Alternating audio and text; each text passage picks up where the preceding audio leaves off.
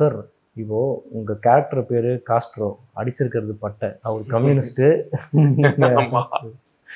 அந்த கேரக்டரை பத்தி சொல்லுங்க சார். காஸ்ட்ரோ கேரக்டரை பத்தி சொன்னா வந்து ஒரு டெஃபினட்டா ஒரு ஒரு கோபமுள்ள ஒரு பர்சன் அண்ட் நியாயம் கிடைக்கணுங்கிறக்கா என்ன வேணும் பண்ணுவாருங்கிற மாதிரி ஒரு ரோல்.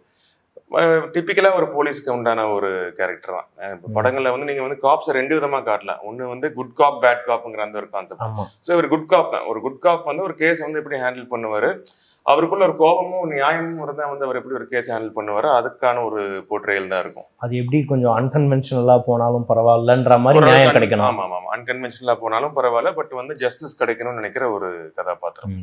அவருக்கு வந்து பாதிக்கப்பட்டவங்களுக்கு நியாயம் கிடைக்கிறதுக்கு இவருக்கு என்ன தோணுதோ அதை மட்டும்தான் பண்ணுவார்.